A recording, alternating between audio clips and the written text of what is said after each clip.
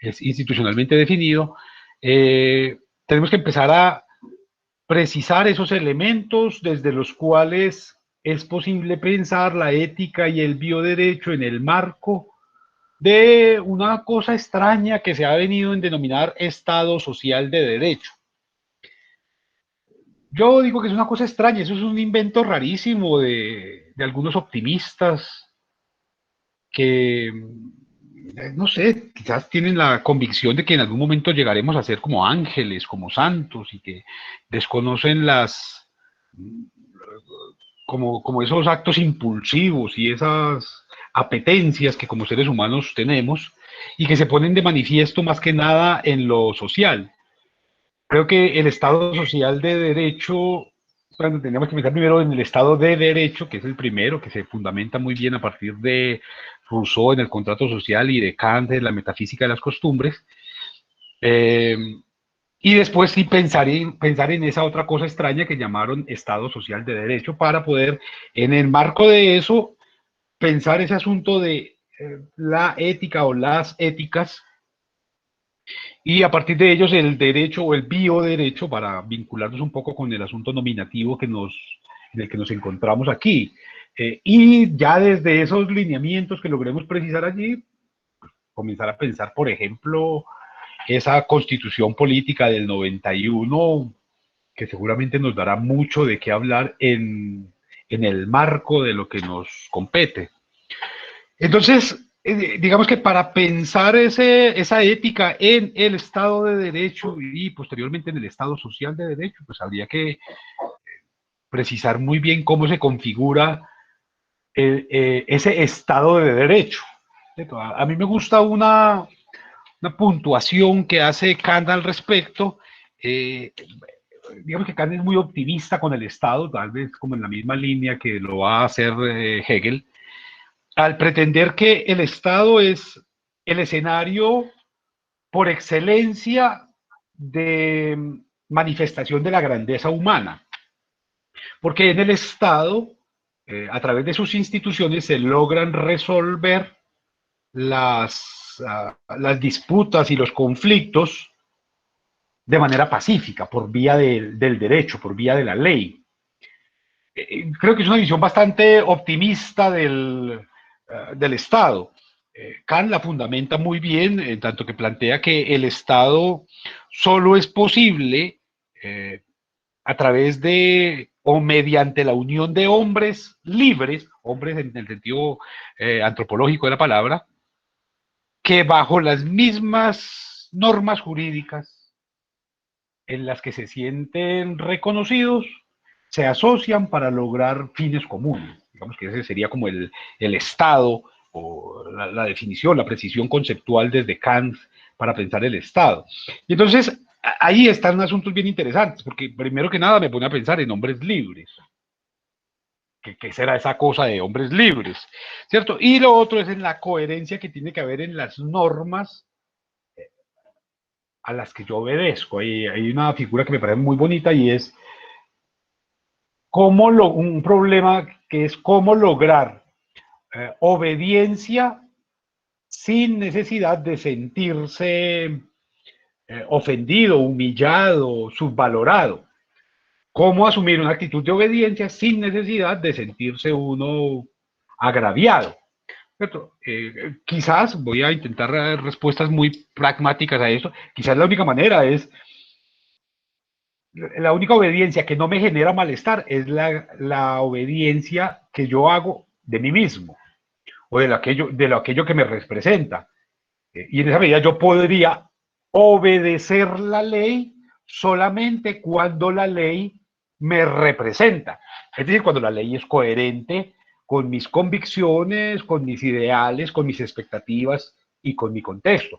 Ese sería un asunto que va a aparecer bastante en el momento en que empecemos a pensar la Constitución del 91 y esos niveles tan abismales de desobediencia a la ley que hay, pero sobre todo esa necesidad de reformas constitucionales, ¿cierto? Uno no puede obedecer una ley que se la están cambiando todos los días. ¿Cómo hace uno para obedecerla? Ahí hay un problema serio. Entonces, digamos que el asunto lo podríamos en orden ir planteando de la siguiente manera. ¿Qué se necesita para configurar un Estado? ¿Qué se necesita para que ese Estado sea un Estado de derecho? ¿Y qué se necesita para que ese Estado de derecho, además, tenga la condición de social? Es decir, que sea un Estado social de derecho. Y cómo eso que se necesita está vinculado de manera transversal por, por un asunto que es el individuo. ¿Qué características debe tener? Porque, claro, al pensar en ese Estado, Estado social, Estado de derecho, Estado social de derecho, lo que tendremos que pensar es en una figura que es la del ciudadano. Y en ese sentido, Ortega y Gasset tiene un texto maravilloso, yo se lo recomiendo mucho, aunque no creo que vayan a utilizar mi sugerencia, que se llama La democracia morbosa. La democracia morbosa se llama.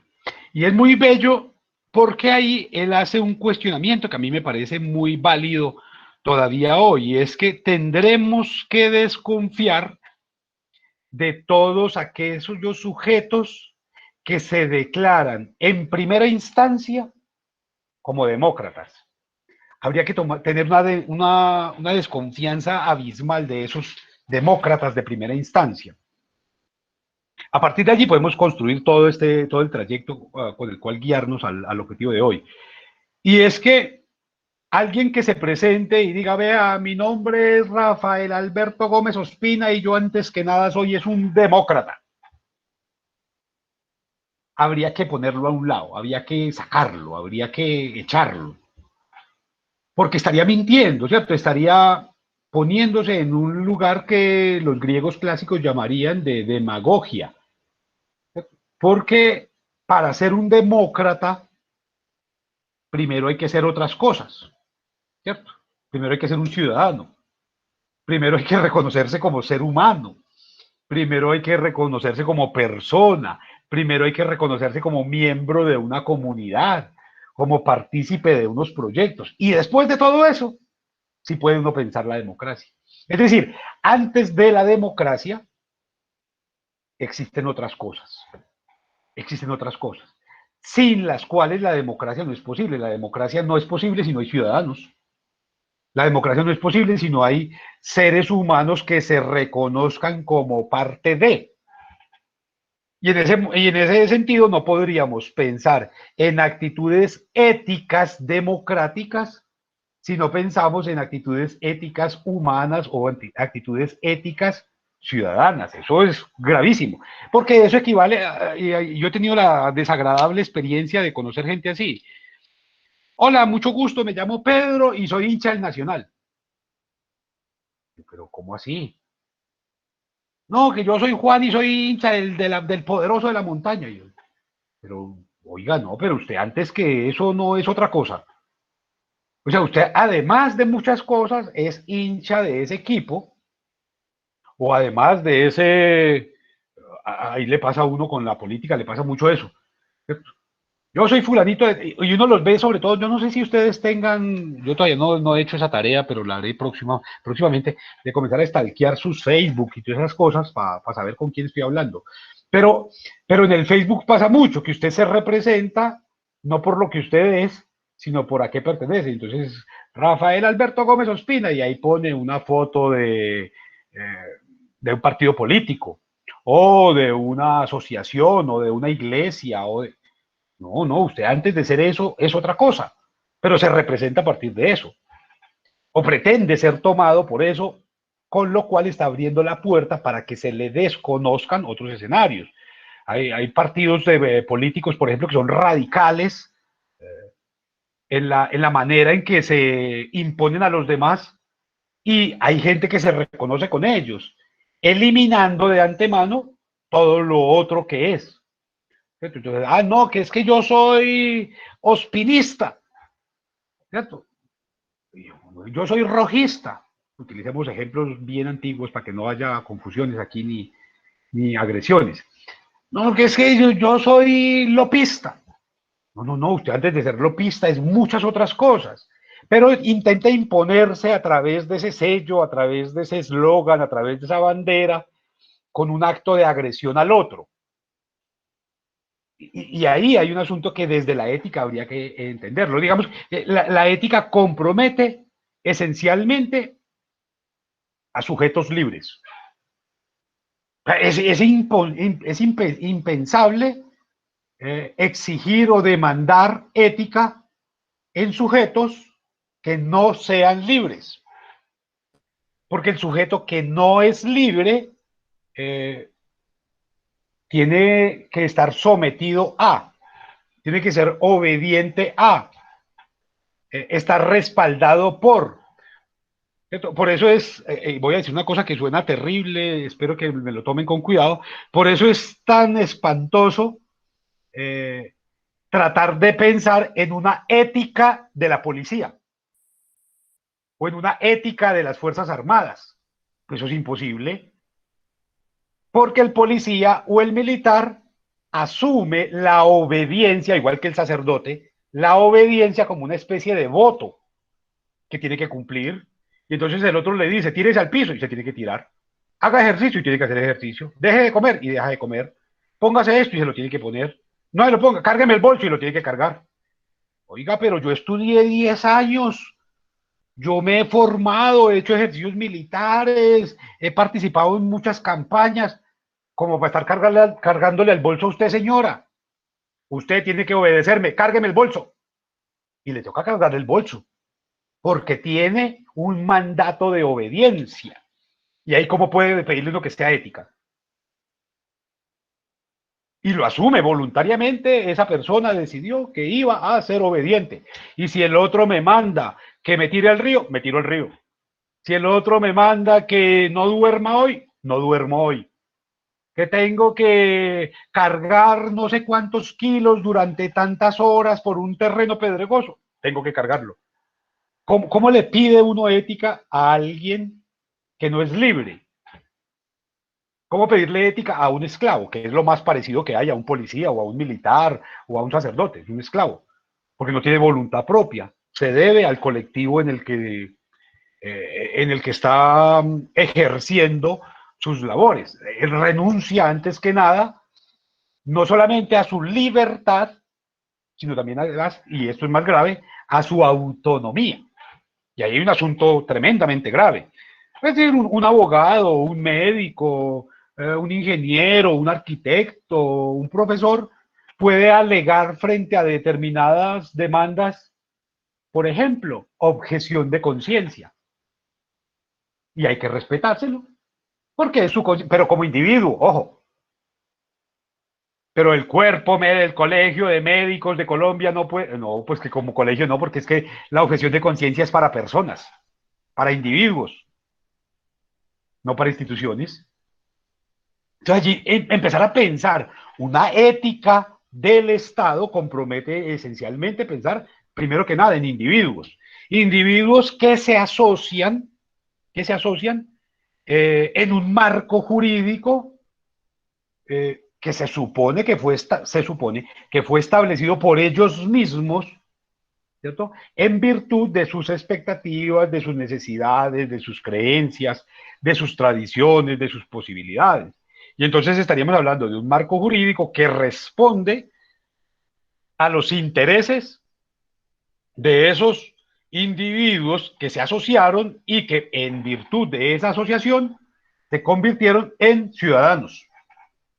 Y ahí hay cosas muy bellas para pensar, porque entonces uno le podría reclamar a Johanna Rondón, por ejemplo, unas prácticas, unas actitudes, unas tareas, unos trabajos, unas obligaciones, y otorgarle unos derechos porque es ciudadana colombiana, por ejemplo.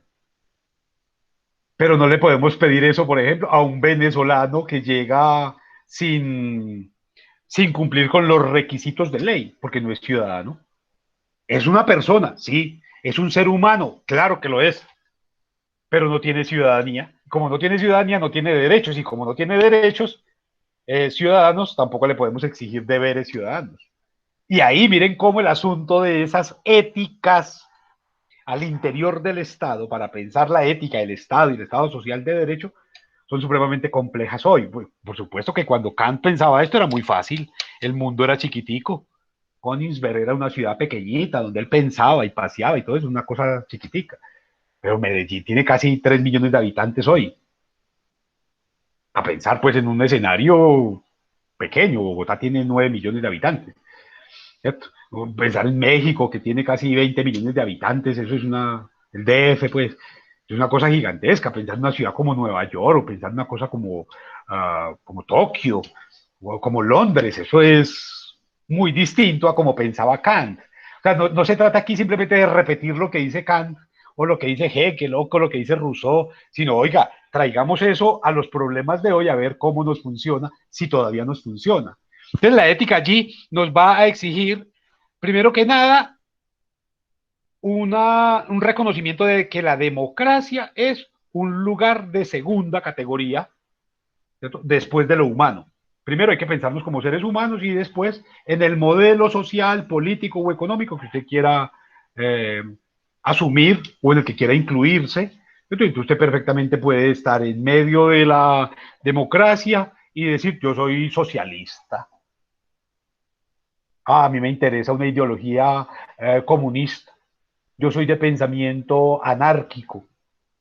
Y pues, o no, yo soy un convencido de que el asunto es por la vía de las dictaduras. Bueno, pero puede hacer eso, puede hacer esa elección, porque antes que el sistema político está el individuo, está ese ciudadano que tiene la potestad. Los griegos tenían una palabra muy bella para eso, que es la sindiéresis, una palabra muy hermosa, que quiere decir la capacidad de decidir entre varias opciones, la posibilidad, el criterio, las condiciones para tomar decisiones, sin diéresis. Entonces usted tiene sin diéresis, y entonces usted puede decir, hombre, hoy me levanto a las 5 o me levanto a las 6 o no me levanto. Entonces voy a hacer pereja todo el día. O voy a estudiar derecho o medicina o química o no voy a estudiar nada o me voy a dedicar a las artes o me voy a dedicar al deporte. Ahí está la sindiéresis. Después alguien con un criterio un poco más empobrecido llamó a esa vaina que libre albedrío. En realidad hablamos de sindiéresis, de capacidad de elegir, de criterios para elegir, de posibilidades para tomar decisiones. Entonces, ese asunto de primero ser ciudadano, primero ser seres humanos y ciudadanos, nos pone frente a tres asuntos que son fundamentales. Y aquí tendríamos que precisarlos muy bien. Uno, la posibilidad de ser libres. Ojo, como posibilidad, no como obligación. Usted puede decidir no ser libre. ¿Qué traduce en términos operativos ser libre? Poder tomar decisiones según criterios propios.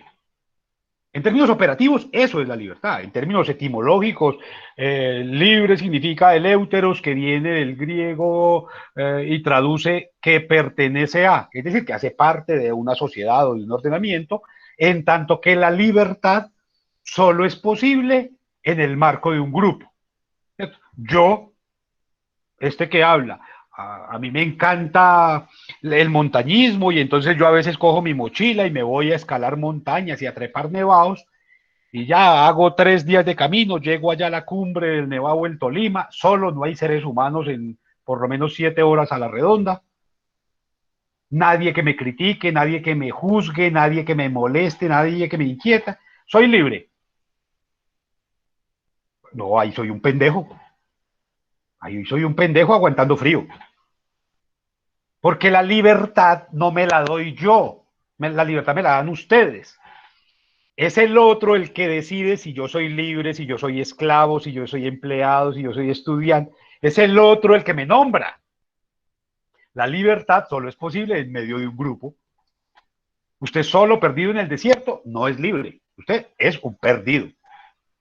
Usted solamente puede ser libre en el marco de un grupo. Entonces la libertad consiste en tomar decisiones en el marco de la sociedad, de un grupo, que es el que determina si usted es libre o no. Entonces, digamos que ahí hay un primer asunto.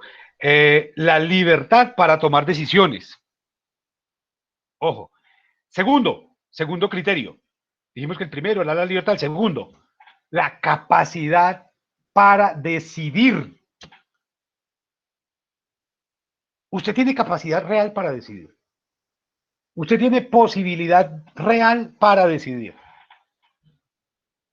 Usted puede decidir, por ejemplo, si trabaja o no trabaja. No, se muere de hambre, ¿quién le paga el arriendo? ¿Quién le paga el mercado? Le toca trabajar. Hay decisiones que están condicionadas a, y usted tiene que ser capaz de tomar esas decisiones. ¿Cierto? Vea, yo me voy para el cuartel, entro a la universidad o me pongo a trabajar. Y usted tiene ahí tres opciones, usted tiene que ser capaz de decidir. Pero decidir por quién, por usted, no por otro. Y a esa decidir por usted le compromete la tercera de las condiciones, que es la autonomía. ¿Cierto? La autonomía, como que decido por mí mismo y no por otro, ¿cierto? Y digamos que en esos tres escenarios es muy interesante pensar los estados, en tanto que los estados están constituidos por individuos, menos el Estado colombiano. El Estado colombiano está constituido, según reza el artículo 42, de una manera vulgar y extraña, acomodada además, no por individuos, sino por familias. ¿Cierto? La familia es el núcleo fundamental de la sociedad, bla, bla, bla, está configurado por un hombre y una mujer que se unen para reproducirse. Eso dice el artículo 42. Entonces uno sí tiene que pensarse allí, bueno, ¿es posible que un sujeto de familia al interior del Estado colombiano sea autónomo? ¿Será posible? Pensémoslo de manera más precisa. ¿Será posible que un sujeto de familia con mayoría de edad, 18 años cumplidos o más, sea autónomo?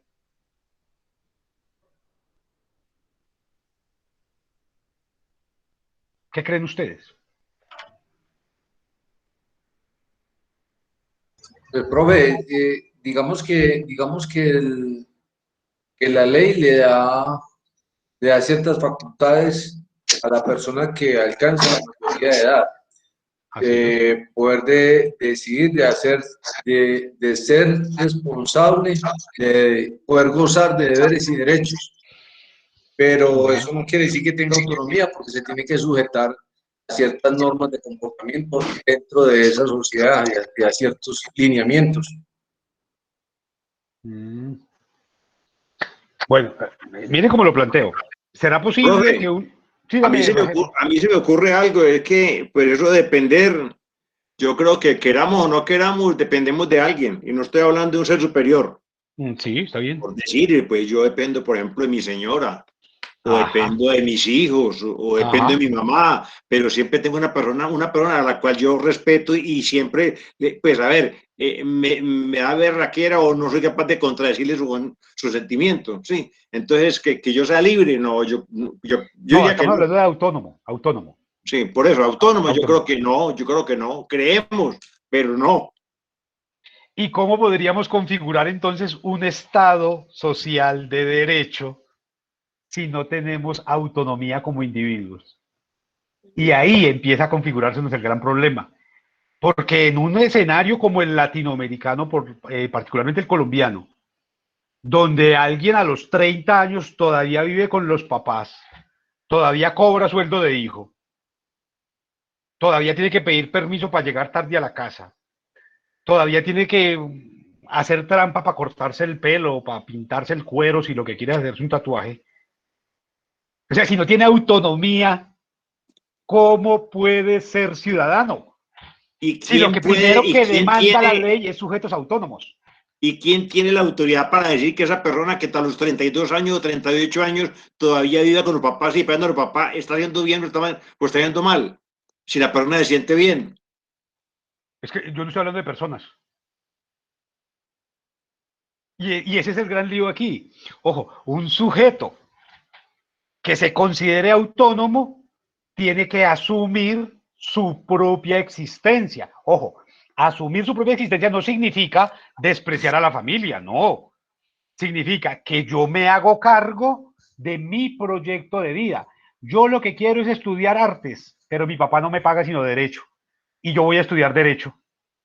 Puedo ser autónomo si yo dependo de mi papá. Bueno, Eso, ahora traspolémoslo. Si ese sujeto depende del papá, de la mamá o del hermano para hacer o no hacer, y conste que dije que era mayor de 18 años, podrá elegir como ciudadano a conciencia. ¿podrá elegir qué? Como Sí, ciudadano a conciencia. Sí, claro. sí. Pero si depende del papá y de la mamá. Yo creo que no tiene, yo creo que no tiene nada que ver con eso. Ah, no. No.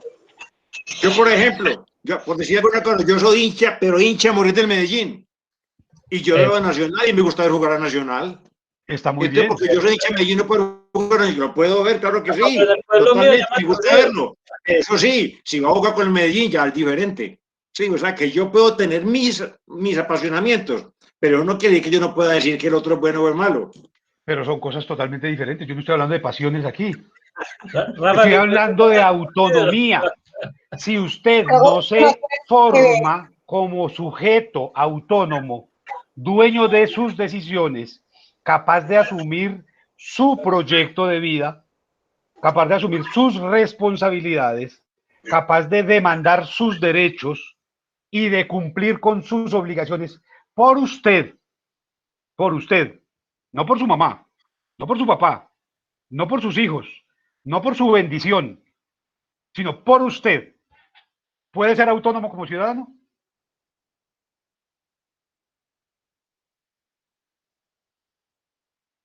No, Yo no, pienso que sí. Bien, Lina, te escucho. Lina Johanna. profe, no puede ser autónomo porque siempre va a estar dependiendo de algo o de alguien o de las decisiones de los demás o de las convicciones de los demás o simplemente como dándole gusto a esas otras personas para hacer las cosas como ellos quieren que sean. Entonces nunca se va a adquirir esa autonomía como individuo. Por supuesto, Lina, coincidimos en eso. Es que la autonomía como individuo no es a veces sí y a veces no. Usted la tiene o no la tiene. Y usted es autónomo en el momento en que usted se hace cargo de su propia existencia. Y se hace cargo de su propia existencia con lo bueno, con lo malo, con lo bonito, con lo feo, con lo desafiante, con lo intimidante, pero se hace cargo de su propia existencia. A mí me gustó mucho ver lo que pasó en este asunto de pandemia. Y es que muchos de quienes en algún momento se emanciparon, se fueron de la casa de sus padres a vivir en un apartamento solos, en una habitación solos, al cuarto mes volvieron agachados, venga, ay mamita, dame palo, pero dame de comer. Correcto. Porque en la casa de Rafael las cosas se hacen como digo yo, porque esta es mi casa y mientras que usted esté en mi casa son mis reglas. Y si esas son sus reglas, entonces los que están por debajo de usted no tienen autonomía. No tienen autonomía. Porque aquí se cierra la puerta a las 10 de la noche. Porque aquí no se escucha la música tan alto. Porque aquí no se pintan los cuartos de ese color. Porque aquí no se entran muchachas a escondidas. Entonces usted no es autónomo. Porque a usted le toca estar transgrediendo su propio criterio para acogerse al de un otro que le está generando determinados niveles de bienestar. Y si usted hace esto en la esfera de lo individual, ¿cómo va a funcionar en la esfera de lo público? Miren, yo lo pongo en estos términos. Cuando yo les pregunto a ustedes, cuando yo les planteo a ustedes, vea, hay preguntas, hay dudas, hay comentarios, el silencio casi siempre es abismal. Ninguno es autónomo sobre sus propias dudas. Que pregunte el otro. No, yo no pregunto, yo para qué. No. O sea, están tan sujetos a esa actitud de autoridad en la que las preguntas resultan subversivos que ni siquiera en el marco de la educación universitaria son capaces de liberarse de eso. No, yo no. Miren, eso es tan complicado que una ciudadanía que no es autónoma, o una pretendida ciudadanía, o más bien una sociedad que no es autónoma frente a los problemas del barrio, de la comunidad, de la ciudad, del país, de la economía, de lo que quieran, lo primero que pide es seguridad. No pide solución al problema, pide pie de fuerza. Eso se pudo ver durante toda esta, se sigue viendo todavía hoy. Frente a una pandemia que genera hambre, no se compran máquinas para que la gente pueda trabajar, computadores para que la gente se pueda educar, sino que se compran balas y helicópteros para el ESMAD. Es decir, se fortalece el imaginario de la autoridad, del padre que es el que manda. Una sociedad enferma, lo primero que pide es policías. Y eso es complicadísimo de entender si uno no está dispuesto a pensarlo. Porque en este país la gente es feliz hablando de construir nuevas cárceles. Pero nunca se escucha un debate, vamos a construir un hospital, vamos a construir otra universidad. Pero uno lo ve, vamos a construir cárceles, sí, sí, construyan cárceles. Vamos a echar pena de muerte, sí, sí, pena de muerte. Pero, oiga, es una sociedad enferma, está buscando un papá en todas partes, alguien que le pegue, alguien que la maltrate, alguien que la ofenda, alguien que decida por él, que decida otro. Y entonces uno de ustedes va a salir con su pareja, venga, ¿y a dónde vamos? No, donde usted quiera. No, pero dígame, no, donde usted quiera. No, decida usted. No, usted. Y en esa pendejada se pone de manifiesto que no hay autonomía. Uno tendría que tener el valor de decirle al otro, hombre, no quiero salir. O sabes que yo quiero ir al circo. A mí me gustaría ir al teatro. Yo quisiera ir a caminar por el parque. Pero empezamos, no, no, decida usted, donde tú quieras. No, lo que, ve, ¿qué quieres que te regale el día de tu cumpleaños? Lo que quiera, cualquier cosita es cariño. Y ahí se pone de manifiesto que no somos autónomos, que no tenemos capacidad de decidir ni siquiera en nuestra propia existencia. Miren, esto es tan grave que alguien va a comprarse una camisa y se lleva un amigo o una amiga. Ay, vení para que me digas cómo me queda. Yo, pero pendeja, es para usted. Ay, sí, pero no, es que tú tienes buen gusto. Pero es para usted. Pero necesito que usted me diga, no tiene autonomía. Si no puede elegir qué camisa se va a comprar, ¿cómo va a elegir quién la va a gobernar? ¿Qué leyes va a obedecer? ¿Qué candidatos la pueden representar o lo pueden representar? El asunto de la autonomía es mucho más grave que elegir estudiar en una universidad en otra o ser hincha de un equipo de otro. Compromete la existencia. Es que usted no es ciudadano cada 4 años. Usted es ciudadano todos los días y en todo momento. Usted es ciudadano con el señor de la tienda, con su hermano, con el perro, con el gato. Usted es ciudadano con la basura que tiene en la mano. Usted es ciudadano con el bolso que compra. Usted es ciudadano con el plástico que usa. Esos son actos de ciudadanía que exigen autonomía. Ser capaz de decirle al de la tienda, ¿sabes qué? No me des bolsa plástica. Profe. Yo traigo la mía. Ahí hay autonomía. Pero cuando usted se va al éxito para que le den bolsas que le hagan fingir que es estrato 6, está perdido. No hay autonomía, por lo tanto, no hay democracia. Rafael. A ver, bueno, ánimo de una buena discusión porque está muy bacana. Primero que todo, es muy chévere la discusión porque son cosas que uno no ha entrado a reflexionar y lo digo yo a mi edad que no me da pena pues tampoco. Una autonomía sí tiene. Qué pena con usted, pero autonomía uno sí tiene. ¿Qué es lo que sucede? Que uno, como se dice vulgarmente, tiene su corazoncito. Hay momentos en que uno es sensible a estas cosas o que escucha, sí, pero el hecho de que yo escuche o tenga en cuenta algo no quiere que uno sea autónomo. Eso no tiene que ver nada. Yo puedo tener mi autonomía en muchas cosas que yo decido y ya lo dije, pues y ya, y aquí me muero, sí. Pero habrá otros casos en que uno escucha, que no siempre escucha uno. Llámese a un amigo, si no hay llámese a la autonomía. señora, llámese a la novia, al hermano, a la mamá, al que sea, pero siempre tenemos un lado débil en donde uno escucha. Entonces, el hecho de que uno escuche, eso no quiere decir que uno no sea autónomo. No, Rafael, creo que estás confundiendo los términos. Solamente puede haber autonomía cuando usted tiene posibilidad de decidir sí o no. Es decir, cuando usted escucha a los demás. Usted escucha al nieto, al hijo, al primo, al abuelo, al papá, pero toma su decisión, la suya. no la del primo, no la del abuelo, no la del tío, no la de la mamá, la suya. Usted los escuchó y evalúa. Este sale más barato, este es más bonito, este es más cerquita, este me gusta más, pero el mío, el que yo puedo, es este. Y los escuchó y aprendió de todos ellos. Y todos esos elementos los toma en cuenta para lanzar un veredicto suyo. Pero usted toma su decisión por usted.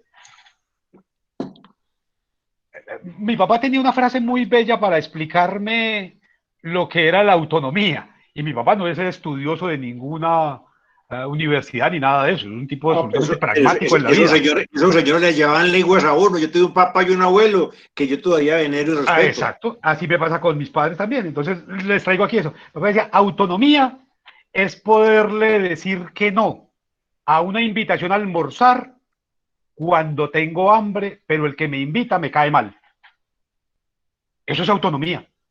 Yo escuché al otro y tengo la necesidad, pero por decisión propia, por convicción propia, por coherencia, por pertinencia, le digo al otro que no.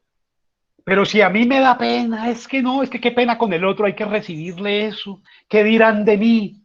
Es que no me van a querer. Es que como me dio un regalo, después me toca darle otro. Ahí no hay autonomía. Pero mire que el ejemplo no va. El ejemplo no va. Porque no vale el ejemplo de la persona que me está invitando a almorzar cuando yo tengo hambre, pero me cae mal. Mejor dicho, me muero de hambre. Pero si la otra persona es una persona que a mí me cae bien, pues hombre, yo casi que por darle gusto. Autonomía de decir, no, sí. Usted tiene que tomar la decisión. O me trago mi orgullo, este me cae mal, pero satisfago las necesidades de alimento, o me mantengo fiel a mis convicciones a pesar del hambre y digo que no. ¿Y cuántas veces ha comido usted sin tener ganas? Sencillamente por quererle, hombre, recibir atención al otro. Bien, Rafael, yo no pretendo convencer a nadie de nadie aquí. Yo estoy planteando un problema. No, entiéndeme que también es que me gusta este debate me gusta porque la verdad hasta qué punto sí es uno no es. Yo me considero que usted tiene que escuchar a los demás, ya, tiene que escucharlos. Sí, y tomar señor. su decisión, la suya. Exacto. No la del hambre, no la del otro, no la de los afectos, no la del amor, no la de la conveniencia, sino la suya. Y ahí hay autonomía. Cuando usted decide por otro, entonces ya no es autónomo, ya es obediente a, obediente de, sujeto a, sometido por. La autonomía compromete actuar según un criterio propio argumentado. Eso no significa que usted no escucha a los demás, todo lo contrario. Usted va a la universidad, escucha cosas, va a la iglesia, va al parque y escucha cosas. Y después de eso toma decisiones. El mundo entero, la naturaleza, nos está diciendo, hay crisis ambiental, calentamiento global, se están deshielando los páramos. Y usted escucha que le dice, vamos a hacer fracking. Otro le dice, vamos a comprar carro de motor a combustión. Y el otro le dice, vamos a comprar bolsas plásticas. Usted es capaz de decir, hombre, yo voy a escuchar la naturaleza, no voy a comprar carro, voy a utilizar bicicleta, no voy a utilizar bolsa plástica, utilizo bolsa de tela, no voy a... Ya, pero también usted puede decir, no me importa eso y sigo. Usted puede hacerlo porque es autónomo, pero usted escucha. Ladies, Andrea. Profe, lo que pasa es que yo pienso que ahorita cuando lo expusiste, de pronto lo expusiste de una manera que a algunos nos pudo haber dado un tanto de confusión. Porque tú, cuando empezaste a hacer relación, mentabas que si una persona que era mayor, que vivía con sus padres, dependía de sus padres, pero ya era mayor de edad, podría ser una persona capaz. Autónoma. No utilizo la palabra capaz, autónoma. Pero no la dijiste en ese mismo término, sino que una persona como con capacidad de autonomía. Cuando tú lo dices con capacidad de autonomía, pues yo sinceramente dije sí, porque el hecho de que la persona dependa de sus padres, pues ya pensé que nos íbamos como al rango de derecho y que ya a los 18 años adquiría como esa capacidad también y que ya podía decidir por sí solo, así dependiera económicamente de X o Y persona. Pues y esa decisión es de... Desde ese espectro lo vi yo y lo pude haber entendido mal. Pero para mí, ahí me confundió, porque el hecho de que mis papás vean por mí, pensé que lo había ya de pronto como relacionado o llevado al campo del derecho, del ejercicio ya de la persona. Entonces por eso me confundí y dije sí. No entiendo la inquietud. Si sus papás dicen, aquí se comen lentejas y a usted no le gustan las lentejas, pero usted vive en la casa de ellos y no tiene plata, es autónoma. No, le toca tragarse las lentejas o irse de la casa. No, Y por si se eso. va de la No, casa, profe, porque si hay mercado, uno va y se hace algo de comer. Por eso te estoy, O sea, te estoy dando a entender mi postura de que cuando hiciste la pregunta ahorita, yo manifesté que sí, porque pensé que lo estabas ya relacionando, no tanto a la vida cotidiana de qué hay en tu casa, qué hay para comer y que si dependes de tus padres tienes que comer lo que hay, sino que pensé que cuando decías que si estaba ya en la capacidad del ejercicio de la autonomía, pensé que estabas hablando ya en relación como al derecho. todo el tiempo estoy hablando en relación con el derecho, todo el tiempo. No, no me salgo de ese marco. Solamente hay ciudadanos autónomos cuando hay individuos autónomos. Usted no puede ser individuo autónomo y ciudadano que no lo es. No.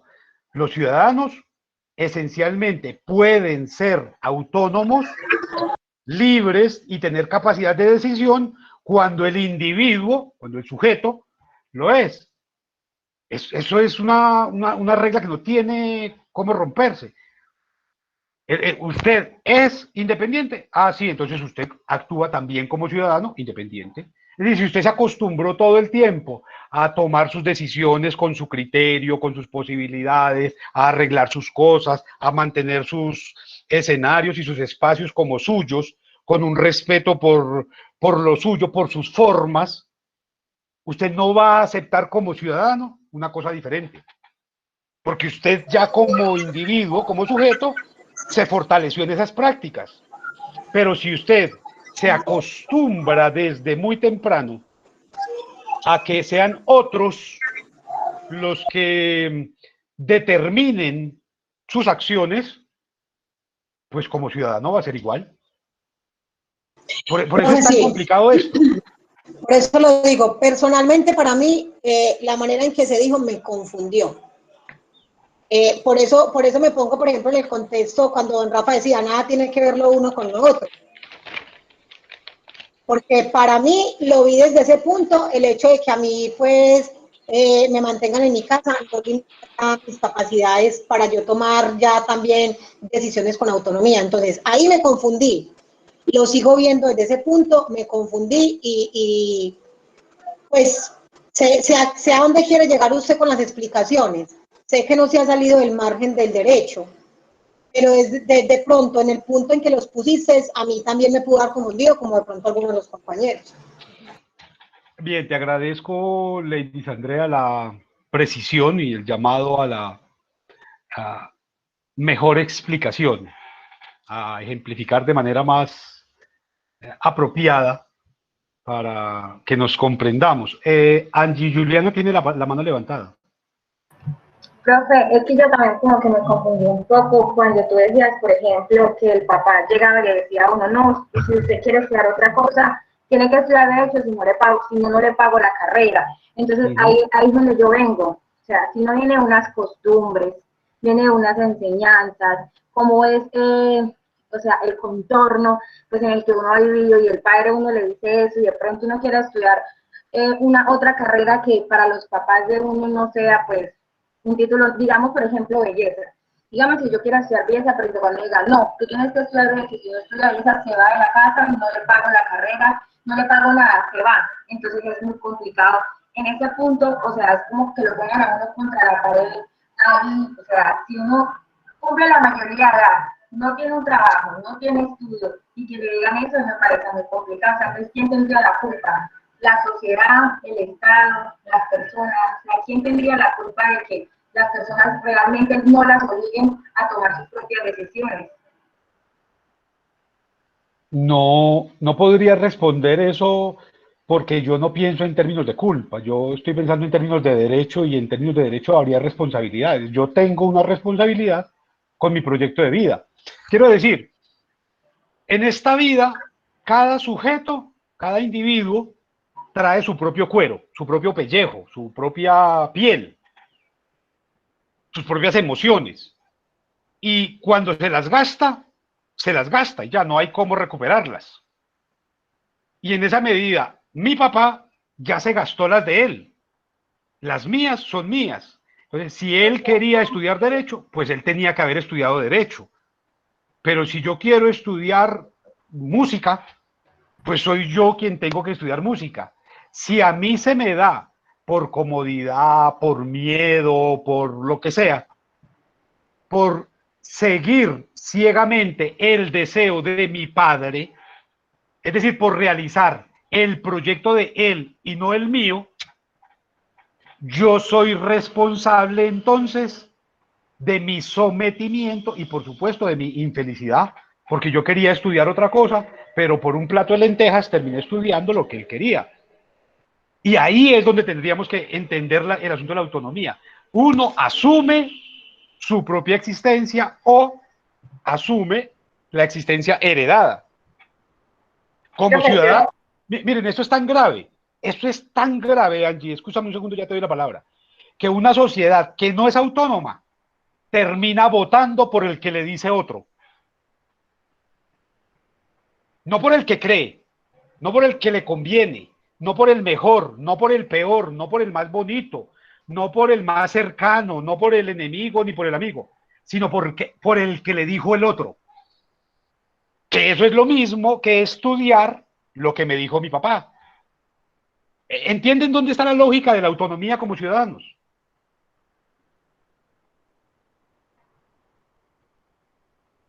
Pero yo creo, yo no sé si yo estoy equivocada en lo que voy a decir o estoy fuera de base. O sea, para mí, yo creo que, o sea, que la culpa, o sea, no sé si estoy muy equivocada, en parte la tiene pues el Estado en la forma de la educación, porque si yo como ciudadana o como ciudadana recibo una educación donde yo tenga docentes muy expertos, estoy hablando de la educación de bachillerato, de la primaria y eso, yo tenga profesores muy expertos en el tema y me incentive a mí a la investigación, a la curiosidad, a la duda como niño, que cuando llegue a un bachiller que ya voy a salir de pronto como a la universidad y voy a enfrentarme a una sociedad, porque la mayoría de las personas que se gradúan de colegio se gradúan a los 17, a los 18 años cuando ya son mayores de edad.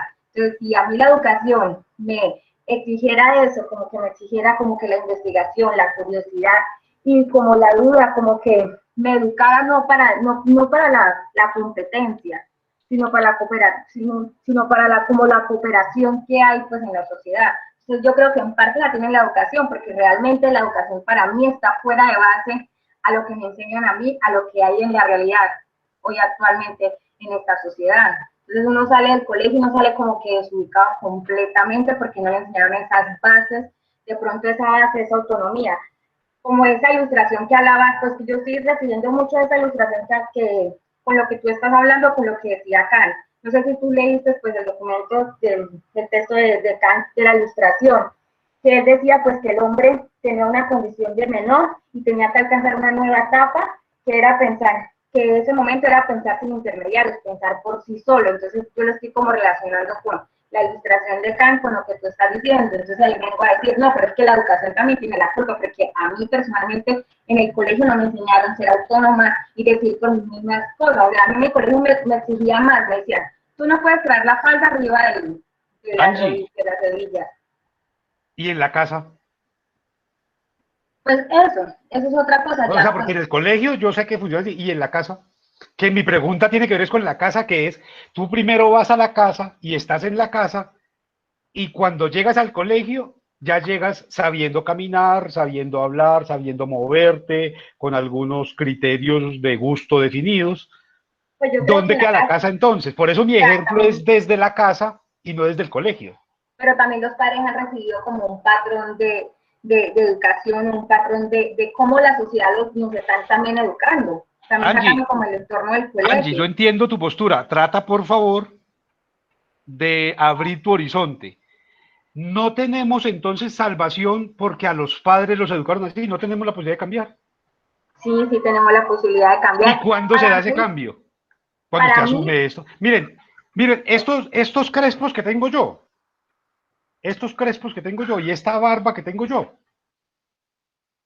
no son porque mi mamá me dijo, sino porque yo decidí. Hay determinado momento en la vida en el que yo decido mi vida. Ya no es mi mamá, ya no es, claro, cuando yo soy niño de 3, 4 años, 5 años, yo tengo que hacer lo que me diga mi mamá, yo no tengo cómo, no tengo criterios, no tengo fuerza, no tengo argumentos. Pero hay un momento en su vida, en la de cada uno de nosotros, en la que decidimos qué cara es la que vamos a tener, cómo nos vamos a presentar, cómo nos vamos a vestir. Y eso no lo, digamos, no se lo debo yo a otro si yo quiero. Yo simplemente tomé mi decisión, me voy a dejar el pelo largo. Y mi mamá me podrá decir que no, que eso se le ve muy feo, y mi papá que eso no está bien, que eso es de niñas. Yo tomé mi decisión. Yo decido cuándo hago el cambio y lo puedo decidir a los 5 años o a los 6 o a los 10 o a los 15 o a los 20, pero yo no puedo ser hoy el responsable de los vacíos o de las fortalezas de mis padres. Porque entonces nunca va a cambiar esto. Hay un momento en el que uno tiene que tomar decisiones, hombre, rompo con ellos. Y hay gente que a los 15 años dice, me voy a volver vegetariano. Y se vuelve vegetariana.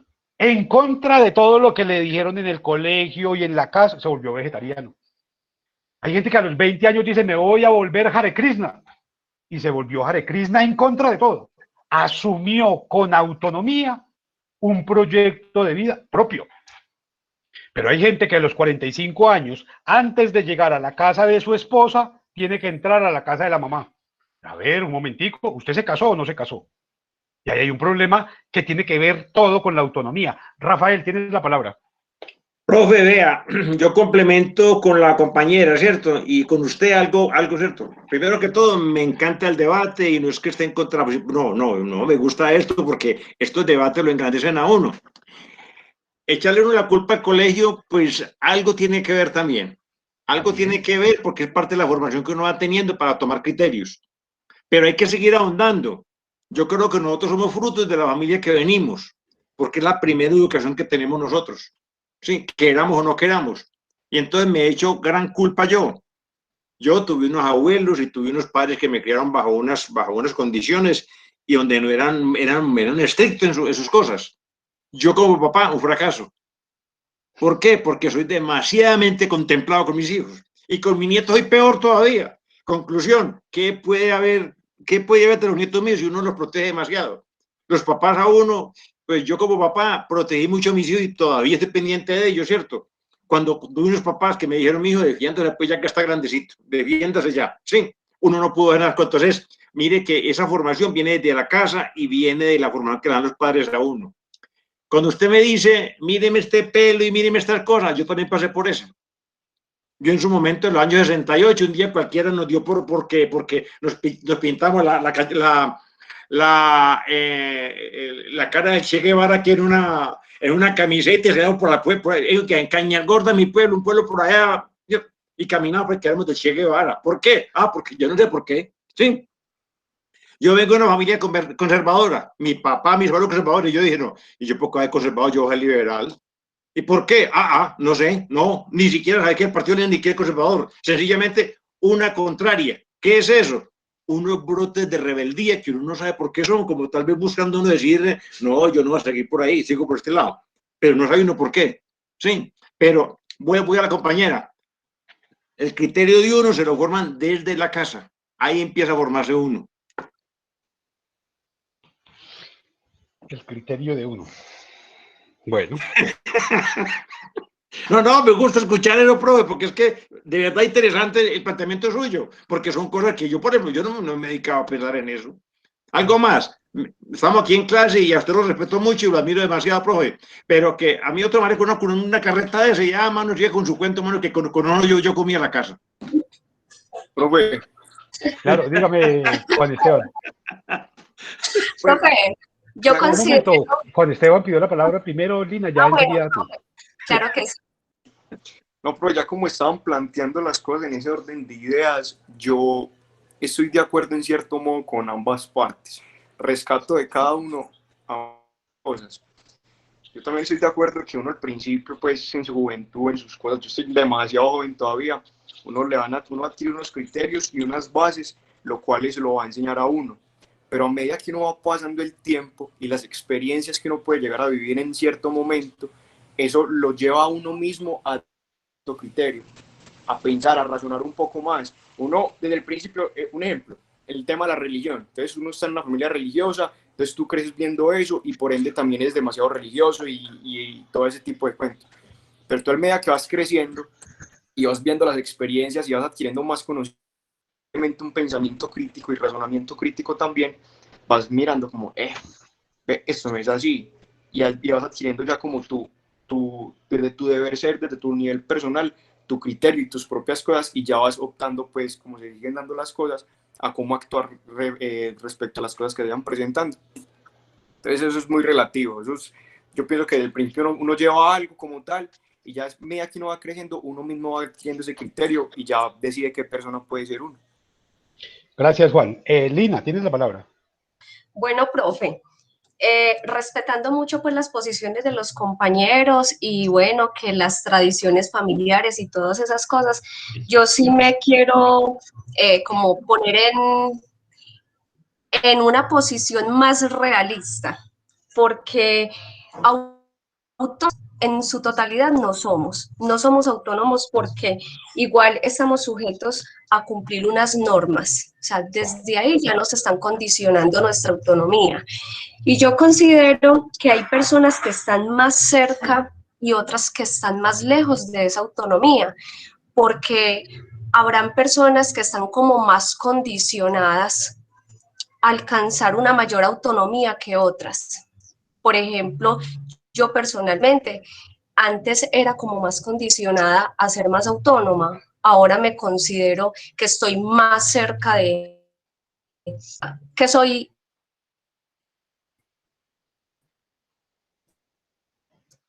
Se le perdió la señal. Lina, Se le perdió la como señal. más autonomía. Lina, te fue la señal.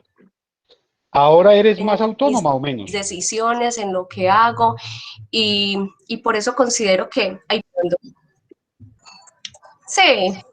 Sí, ¿No me Lina, se escuchan? te está yendo la señal. Bueno, en este momento me escuchan. Sí. ¿Hasta qué parte me escucharon? Que ahora, en cambio...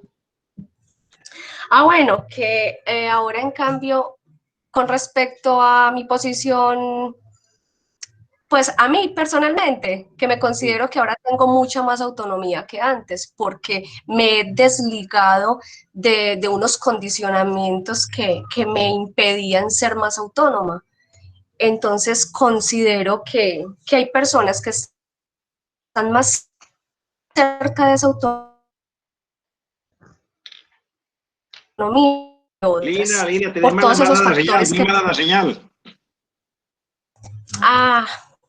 Que falla. Sí, porque creo que tu postura es muy interesante aquí. No sé si te puedes ubicar en un lugar donde la señal no tenga interferencia. Pero creo que Lina apunta a algo que es absolutamente evidente, y es que la sociedad va cambiando y va demandando nuevas formas de relacionarnos con ella. Hay otros derechos, hay otras posibilidades, y al presentarse eso, pues tenemos que abandonar prácticas, pero abandonar prácticas siempre es doloroso, y hay quienes no quieren hacerlo porque les genera incomodidad o dolor o tristeza o nostalgia. Pero el mundo esencialmente cambió. Las mujeres hoy no dependen del papá, ni del esposo, ni dependen de la mamá, ni del jefe, sino que toman sus propias decisiones. Vea, yo no sé ustedes, pero yo he visto mujeres que trabajan. Conozco otras todavía más independientes. Estudian y trabajan. Otras más independientes, no solamente que estudian y trabajan, sino que deciden ser solteras. Y hay otras más graves todavía: estudian, trabajan, deciden ser solteras y deciden por voluntad propia no tener hijos. Eso es autonomía. En el marco de una sociedad que determina que la mujer tiene que ser de la casa, que tiene que vestirse como princesita, que tiene que casarse, que tiene que conseguir novio, que tiene que estudiar trabajo social o psicología y que tiene que conseguir un novio que tenga carro y que tenga perro y le compre una finca, tiene que ser obediente y tener hijos, que una mujer decida, hombre, a mí no me va a mantener nadie, yo voy a ser autónoma, yo no le voy a pedir plata a nadie, no me voy a casar y no voy a tener hijos. Ahí hay un rango de autonomía. Todo el mundo, la radio, la televisión, la publicidad, todos le están diciendo, vea, las princesitas son así, las princesitas se ponen color rosado, y que una mujer se vista de negro, por ejemplo, o de verde o de rojo, y no de rosado, ahí ya hay un acto de autonomía, porque está decidiendo por ella misma y no por el mercado, no por la publicidad, no por la mamá que quería que se hiciera risitos dorados a toda hora, no por el novio que le pedía que saliera con un vestido largo para que no mostrara las rodillas. Ahí hay autonomía, pero hay quienes siguen sujetos a ese orden y son incapaces de hacer el cambio porque si cambian no les dan plata para las onces, no les pagan el semestre de la universidad. Ahí no hay autonomía, ahí hay obediencia ciega. Usted tiene que ser capaz de decirle al otro, hombre, ¿sabes qué? Eso no me gusta, yo quiero otra cosa. Y entablar con el otro un debate, una discusión respetuosa, por supuesto, tolerante, escuchar al otro y también decirle al otro, hombre, no, estás equivocado por eso. Y ahí hay autonomía. Pero cuando usted dice a toda hora, sí señor, sí patrón, sí doctor, sí señor policía, sí señor militar, usted no está siendo autónomo, usted está siendo sujeto de obediencia. Y a eso se refiere todo esto. Cuando su hijo es capaz de pararse frente a usted y decirle, ve, ¿sabes qué? A mí no me gusta esa sopa, no me la voy a tomar, está haciendo uso de la autonomía. Ahora, usted, frente a ese acto de autonomía que hace, lo obliga a tomarse la sopa o le dice, bueno, ¿qué quieres entonces? Una propuesta. Cuando usted le dice, ¿qué quieres entonces? Dame una propuesta, está fortaleciendo la autonomía. Cuando usted lo obliga a tomarse la sopa, está eliminando al ciudadano, no tiene derecho a disentir. Es como el que sale a la marcha y lo cogen a pata. No tiene derecho a protestar entonces. El ciudadano tiene derecho a protestar, la Constitución lo dice, pero cada vez que el ciudadano sale a protestar, viene el policía y le casca. El policía está en contra de la Constitución y se supone que está amparado por la Constitución para defenderla. Y uno dice, bueno, ¿y entonces dónde quedó la autonomía? Lina, tal vez te ubicaste ya mejor. Puedes terminar tu idea si quieres. Ah, bueno, sí, profe, ya me conecté pues como desde el teléfono. Yo creo que ahora sí se escucha mejor. Mucho mejor.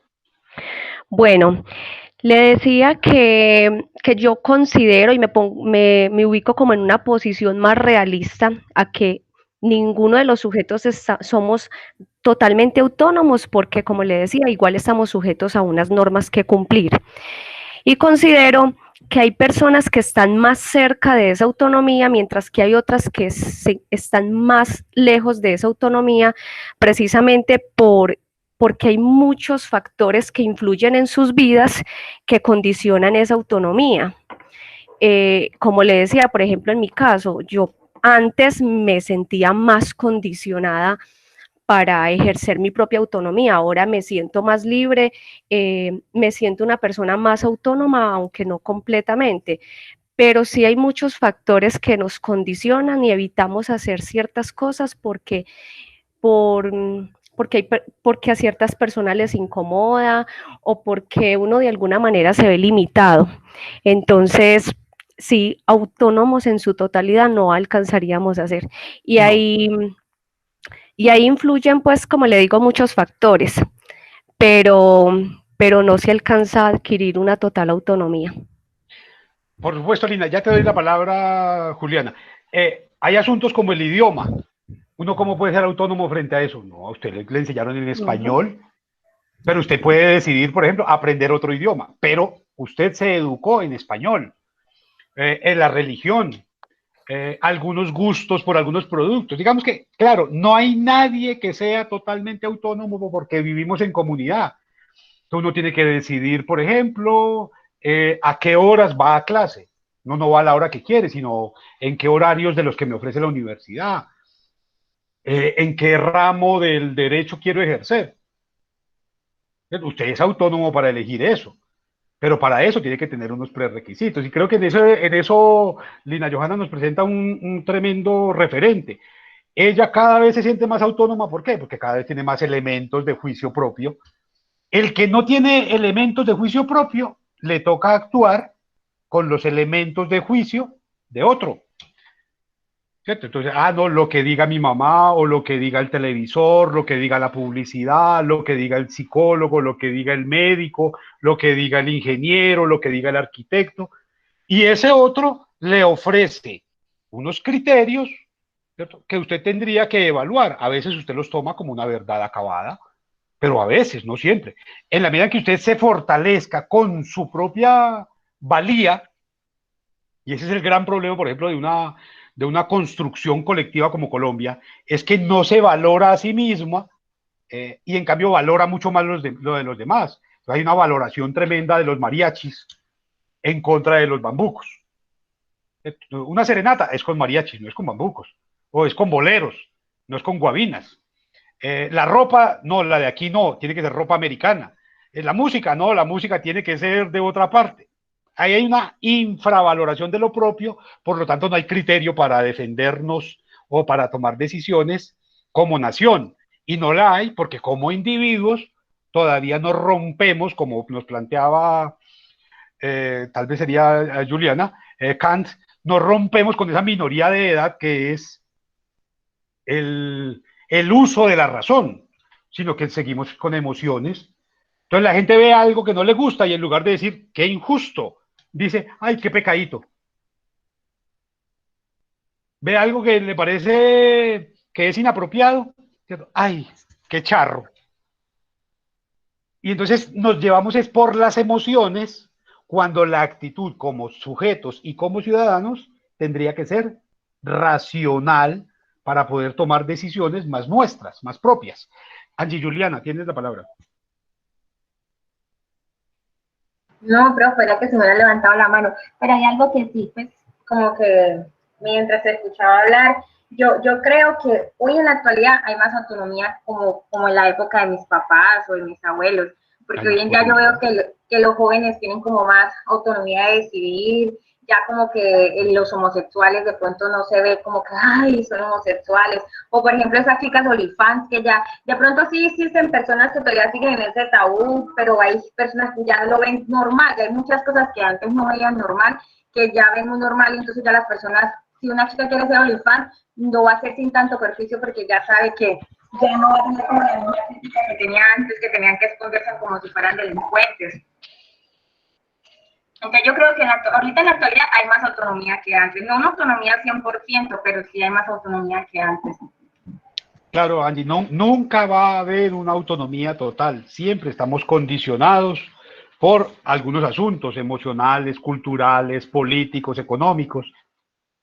Estamos condicionados, pero podemos tener autonomía. Que hoy haya más que antes, seguramente que hoy hay más escenarios, más espacios y más condiciones para la autonomía. Eso no significa que hoy haya más autonomía, porque hay factores de influencia, por ejemplo, la publicidad y los medios de comunicación, que determinan las prácticas, los gustos, los discursos, las condiciones, por ejemplo, de esa población que planteaba Juliana.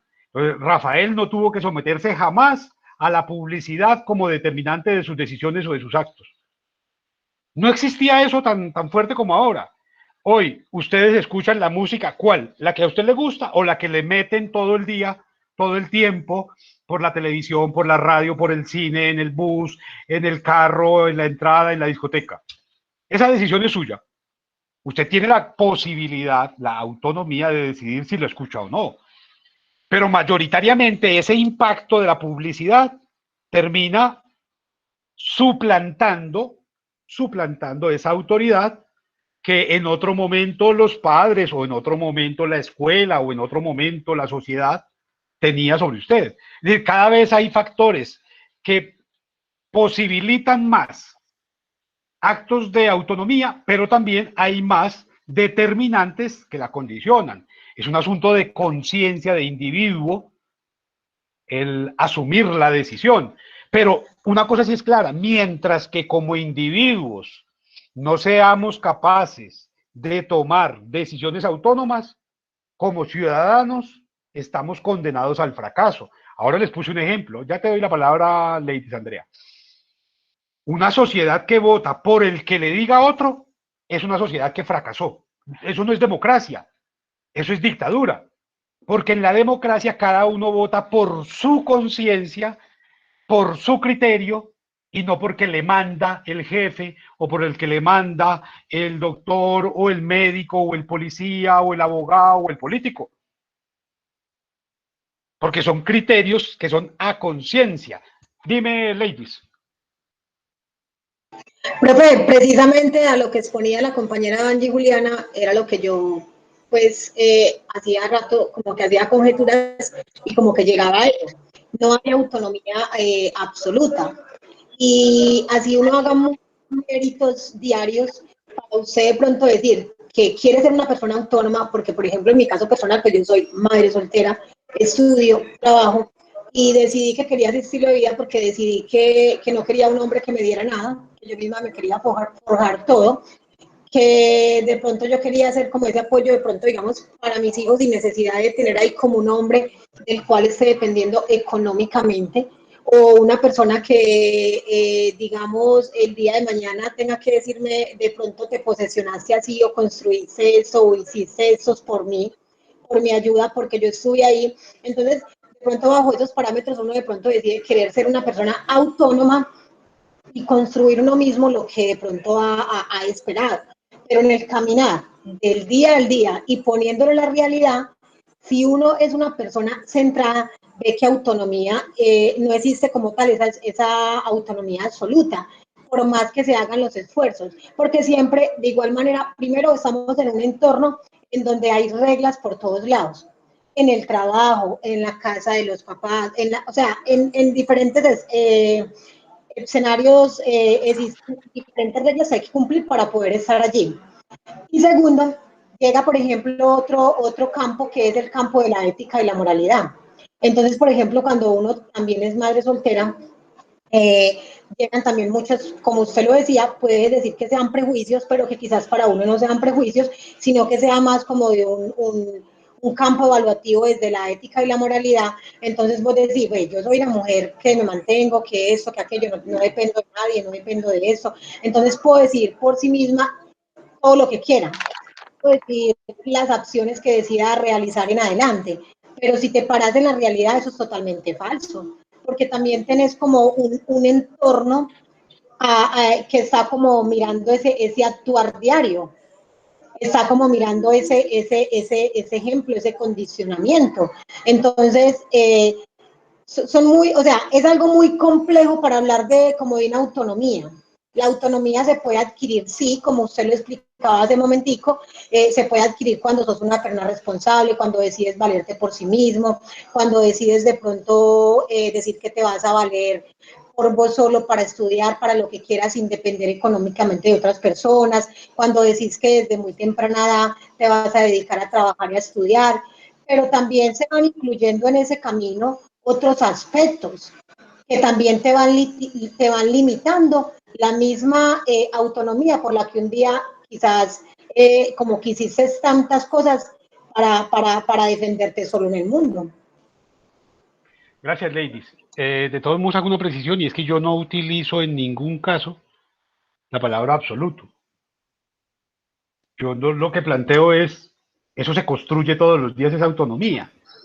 No hay libertad absoluta ni nada es absoluto y mucho menos en lo social. Profe, me perdonan la interrupción, pero yo creo que a veces no escuchas bien cuando un punto de vista. Yo no te quise decir que tú estás hablando de una autonomía absoluta. Te quise decir que a pesar de que uno en la vida luche tanto por ir tras esa autonomía al final no es absoluta porque no existe como tal esa autonomía absoluta. Pero no puse palabras de pronto en ti que tú no hayas dicho, porque no me gusta pues que las cosas queden así como que estés pensando que yo dije, que yo estoy poniendo palabras en tu boca. Simplemente di mi punto de vista con mucho respeto y entonces si así lo viste me retrato, pero no quise decir que tú lo hubieras dicho así. Dije que para mí la autonomía absoluta no existe por muchos factores que se van presentando en el camino. Muy bien, Andrea, muchas gracias. Si te sentiste en algún momento mal interpretada, te presento excusas. Yo intento ser muy puntual con el lenguaje justamente porque sé que estos temas de lo que hemos venido en llamar desde hace tantos siglos humanistas, tocan sensibilidades a veces y generan escozor, generan malestar y mueven de lugares de comunidad, de comodidad. Mucho más un tema en una sociedad como esta tan indefinible en términos del modelo. Es decir, nosotros somos en el discurso, ojo, en el discurso, hijos de Europa. En la práctica somos hijos bastardos, ¿cierto? Porque pretendemos tener, por ejemplo, un sistema patriarcal. Y entonces Rafael Alberto Gómez seguramente es hijo del señor Gómez y de la señora Ospina. Y Lady Johanna Rondón Rendón es hija del señor Rondón y de la señora Rendón. Pero en la práctica, en la vida cotidiana, en el día a día, en su casa, la que manda es la mamá, no el papá. Uy, usted tiene el apellido del papá primero, pero usted se mueve en función de la madre, ¿cierto? Y eso nos está hablando, somos en la práctica hijos de un sistema matriarcal indígena, pero nos representamos con un sistema patriarcal europeo. Ese choque es dolorosísimo. Ese es el proceso de mestizaje, justamente como duele. Lo peor que le puede pasar a alguien en América Latina y sobre todo en un país como Colombia es reconocerse abiertamente como indígena o como mestizo o como negro o como mulato. Porque aquí parece que es importantísimo ser blanco. ¿Y de dónde vamos a ser blancos? Que aquí somos hijos de indígenas, somos hijos de negros, de mulatos, de zambos, pero como que es importantísimo ser blanco. Hay un ejemplo que me parece maravilloso pensarlo. Somos tan hijos renegados, despreciados de Europa, que hasta la década del 90, el único matrimonio que valía en este país era el matrimonio católico.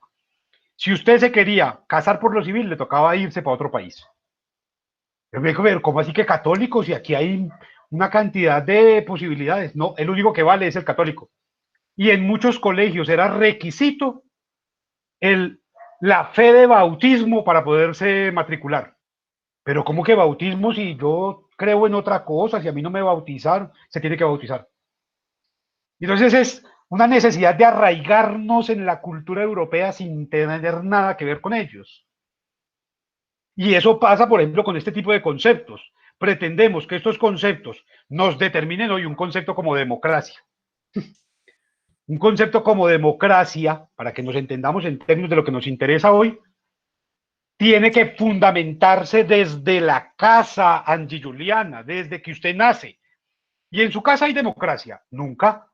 A usted nunca le preguntan, bueno, vamos a hacer una votación a ver qué mercamos. Pues eso es una dictadura, lo que diga el salario. A usted nunca le preguntan, venga, ¿de qué color pintamos la casa? No, eso es lo que diga el que manda. En su casa nunca hay plebiscito, nunca hay referéndum, nunca hay elecciones. En su casa los chiquitos se callan. No tienen derecho a opinar. Eso no es democracia. Entonces los valores democráticos, éticos democráticos, se tendrían que cimentar desde la casa. Pero si usted no hace lo que le gusta a la mamá, le da chancla. Pao, pao. Ay, ¿cómo así? ¿Y dónde quedó la democracia? ¿Dónde quedó el proyecto de vivir en paz y de construir para el debate sano, para el respeto de las ideas? No, aquí se piensa así, ya.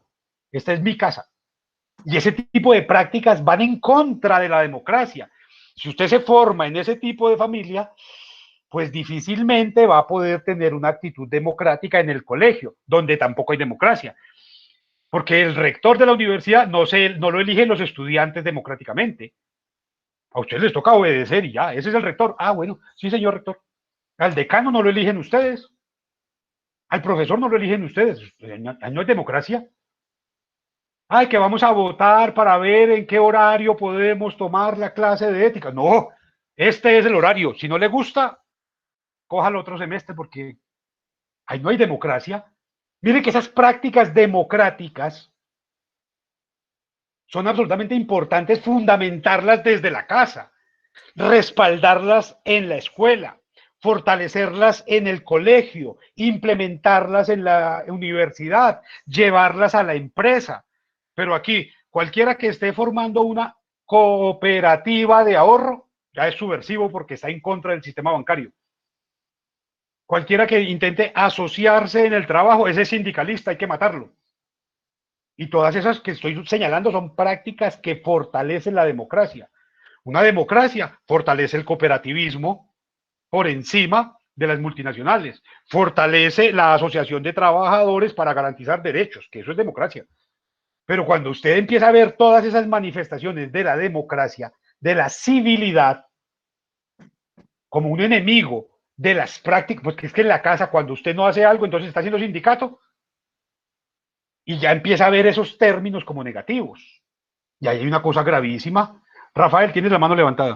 Sí, profe, vea, lo que sucede es lo siguiente, de pronto creo que nos salimos un poquitico del tema, porque estábamos hablando de la autonomía y estamos hablando ya de la democracia. Yo sé que la una viene con la otra, así como decíamos Claro. ahora.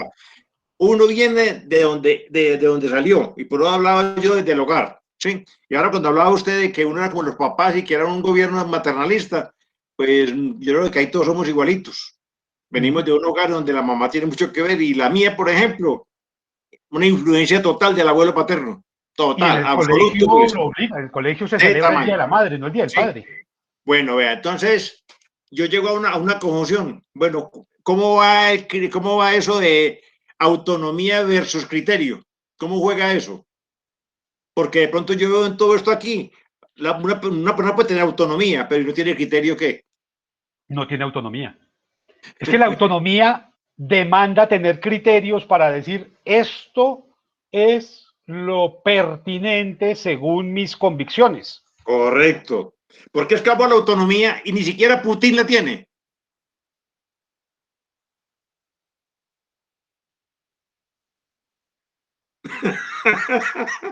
¿Por qué? Porque esto es un mundo en donde todos dependen de todos y obedece o sale. No. Hay reglas que hay que cumplir. Hay reglas que hay que cumplir porque vivimos en comunidad. Pero en esa aquí le comunidad. llamamos regla. Pero entonces, Vea, si lo voy a hacer Rafael, yo, se lo voy a explicar así, Rafael, si para que me lo lo entienda. digo yo, es falta de autonomía. Pero No, si lo hace Rafael. Putin, que está cumpliendo Bueno. normas. No joda. No. Putin obedece unas normas, pero también él muchas veces ha dicho, yo no firmo ese tratado, yo no compro eso, yo no admito la injerencia de, y ahí está mostrando su autonomía. Él no puede decir por autonomía, No sé. voy a volver.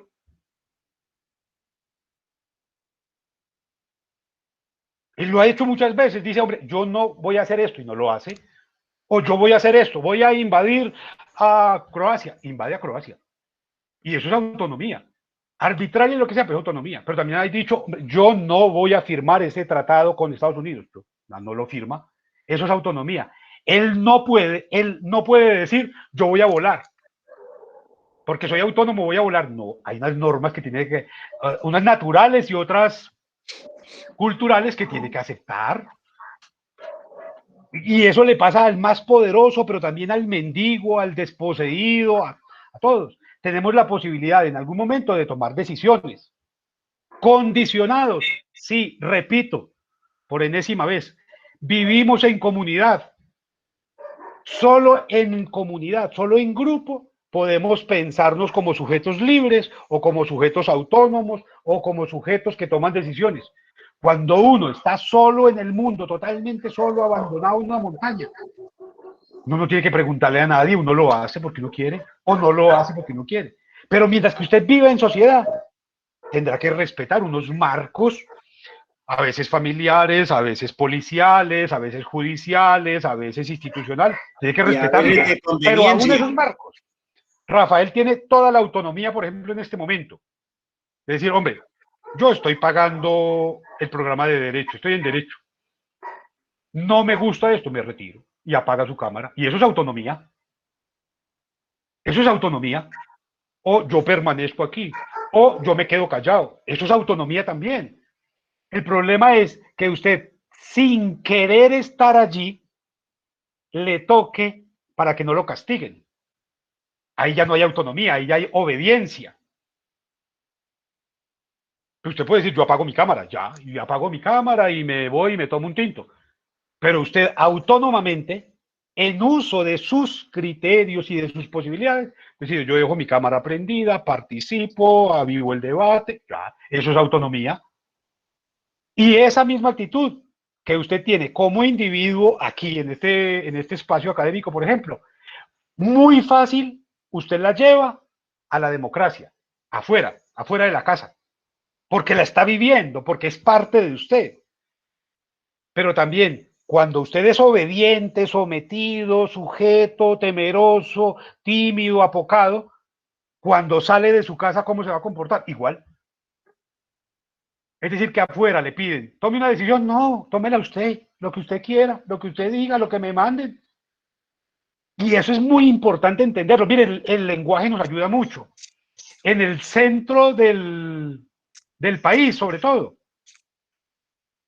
se utiliza un lenguaje totalmente sometido. Sí, su merced. Su merced. Caramba, pues espéreme un momentico. ¿Qué significa eso también? ¿Cómo? ¿Y a quién se le dice su merced? Al que tiene poder sobre el otro. O sea, yo lo digo de abajo para arriba, nunca de arriba para abajo. El patrón, el jefe, el presidente nunca le va a decir su merced al peón. No, es el peón el que lo utiliza de para arriba. Y miren cómo ahí se elimina la autonomía. Lo que pasa aquí en las fincas tradicionales.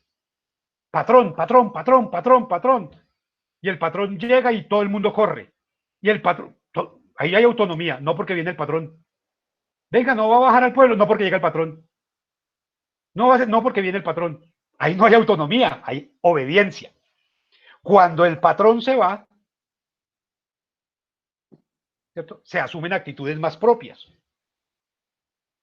Pero hay una vaina de obediencia que es tremendamente compleja de entender allí. O sea, es que esto no se puede resolver en una hora o en hora y media, cuando la humanidad lleva más de 25 siglos discutiéndola. Hay quienes están de afán a toda hora y no, pero es que ya quiero entender, ya. No, esto es para discutirlo. Y es que esto tiene una cantidad de matices. El que está de afán ya perdió. ¿Por qué? Porque le está obedeciendo al tiempo, al reloj. En lugar de darse la oportunidad de cuestionar, de proponer, de evaluar, de sugerir, de ser subversivo con el lenguaje a veces. Controvertir. Ese gana. El que no está con eso perdió. Porque lo que quiere es la verdad, quiere la fe, quiere que le diga palabra de Dios. Te alabamos, Señor, y se va. No, aquí esto es una universidad, estoy discutiendo y discutiendo con argumentos. Y no siempre gustan. No siempre gustan. Yo sé que este asunto de la autonomía pega duro, porque esto es una sociedad sometida mayoritariamente. Sometida al mercado, sometida a los norteamericanos, sometida a los mexicanos, sometida a los extranjeros, sometida a los políticos, sometida a los partidos, sometida a la historia, sometida a la economía. Religiosamente. ¿Cómo? La religión. A la religión. Y entonces cuando uno intenta tomar una decisión, pues le toca romper con todo eso. Yo no sé cómo les pasó a ustedes, pero el primer día que un sujeto religioso dice, hoy no voy a misa, todo el mundo se le va encima. ¿Cómo que no? No voy a ir. Y ahí hay un acto de autonomía. ¿Por qué no va a ir? Porque no quiero, no me interesa, estoy cansado, no me gusta, quiero otra cosa, lo que sea. Ahí hay un acto de autonomía. Pero cuando usted va porque sí, aunque a usted no le guste, ahí no está siendo autónomo, ahí está entregando derechito toda su autonomía. Y conste que aquí no estoy hablando de libertad hoy. Estoy hablando de autonomía. La libertad es un mundo más complejo. Autonomía, ser capaz por mí mismo de nombrar el mundo, de hacer el mundo, por mí mismo, en el marco de lo social, de lo colectivo. Reconozco que vivo en colectivo, pero en colectivo también mi opinión, mi argumento, mi experiencia, mis posibilidades tienen que tener un espacio para existir. Y si no, esa no es mi sociedad. Si, esa no es mi sociedad. Si yo no puedo disentir, si no tengo que obedecer como el militar, parados, sentados, levántense, levanten la mano, levanten el pie. Ellos no son autónomos. ¿De qué es autónomo un policía? De nada. ¿De qué es autónomo un militar? De nada. Él no puede decir, no me voy a poner la gorra. No, se la tiene que poner.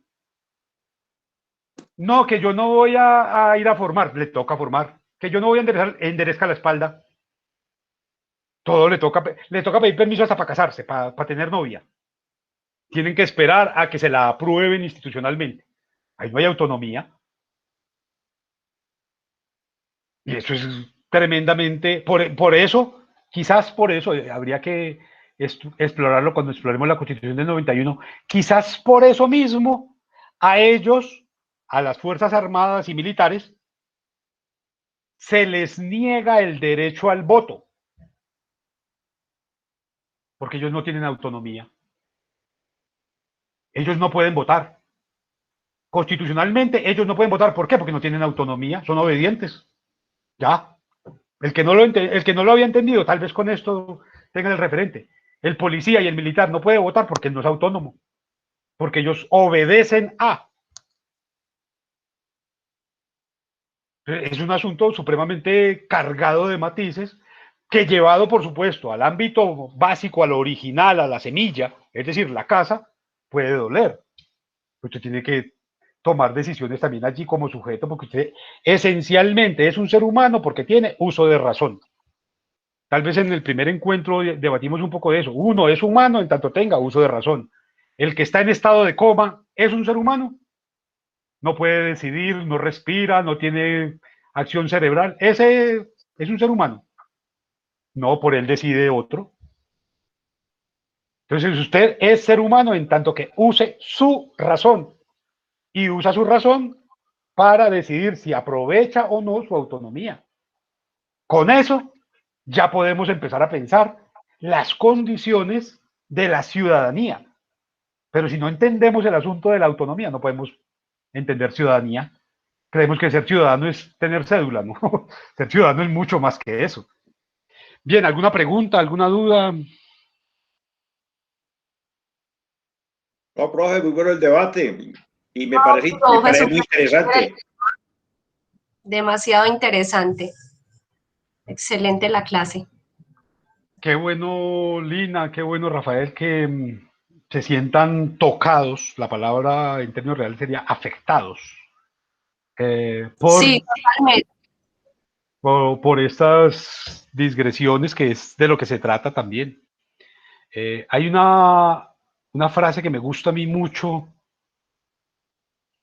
kantiana también, aunque realmente la hizo muy popular, fue Wittgenstein, que él plantea: la ética no se enseña, se practica. Y para mí es fundamental que los encuentros académicos muevan a los demás, y si no, perdí el tiempo. Si yo lo que hice fue generar sueño, perdí el tiempo. Rafael. Yo tengo otro dicho. Cuénteme. Y me disculpa, ¿de qué se trata para contradecir? Esa es una buena opción. El Estado israelí, fundado en 1948, en mayo del 48, un Estado muy nuevo realmente, tiene 70 años.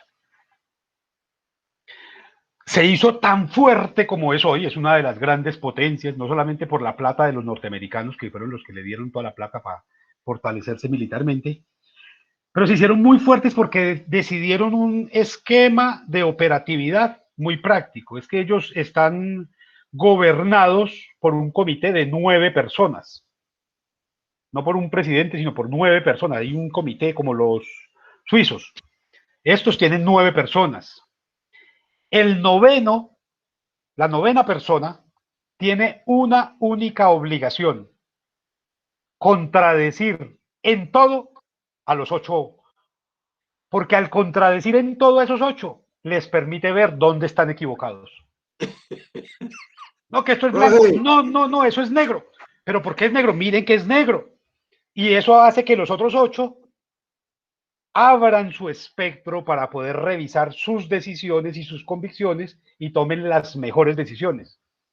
El noveno hombre se encarga de hacer que los otros 8, por la vía de la contradicción, asuman una actitud más inteligente, menos dogmática. Rogelio, ¿tenías algo que decir? No, profe, realmente el debate fue muy interesante y digamos como para mí esta clase ha sido más un espejo que otra cosa, pues con todo respeto, no, espero que no se malinterpreten mis palabras. Esto ha sido me gusta la metáfora, me gusta lo del espejo. Desde el principio hasta el momento presente. Y, por ejemplo, digamos que los últimos momentos de mi vida, digamos, en los últimos 3 años, digamos que he pasado por unas situaciones duras, de controversia, decía por ahí Rafael, de rebeldía, pero yo creo que el término rebeldía es demasiado amplio, ¿no? De cuestionamientos personales que lo llevan a uno a enfrentarse sin miedo y sin prejuicio a lo que el resto de la sociedad, de la comunidad o de su entorno cercano puedan pensar, plantear o inclusive opinar, que es una de las cosas que más nos afecta para ser autónomos en la vida. Entonces, creo que ha sido muy interesante escuchar tantos puntos de vista y tantas opiniones, porque, como le digo, es un espejo más y una oportunidad para uno, digamos que fortalecer sus puntos de vista. Creo, Rogelio, con lo que acabas de decir, que cobra mucha validez. Poeta norteamericano Walt Whitman, en Hojas de Hierba, tiene un verso muy bello. Me contradigo, sí, me contradigo. ¿Y qué? Soy inmenso. En mí habitan multitudes. Creo que es una forma muy bella de decir, hey, vamos cambiando con el tiempo. Lo que yo creía a los 20, necesariamente a los 25, no puede ser lo mismo, porque si no perdí el tiempo. Porque cambiaron las condiciones, cambié yo mismo, cambió mi cuerpo, cambiaron mis experiencias, mis expectativas, mis posibilidades. Y es importante dar esos debates asumiendo eso, que somos sujetos cambiantes y no como si tuviéramos ya la verdad acabada y como que a mí me heredaron la verdad y con esa me muero. No, vamos cambiando porque cambian las situaciones. Bien, no sé si hay alguna inquietud, alguna duda. Esta semana, entonces, ya, por favor, preparen lo de sus trabajos. El plazo de entrega es el próximo sábado. Y bueno, ahí me van contando cómo van con eso, si necesitan asesoría o acompañamiento, con mucho gusto. Profe, muchísimas gracias. Feliz fin de semana, profe, muchas gracias. Profe, muchas gracias.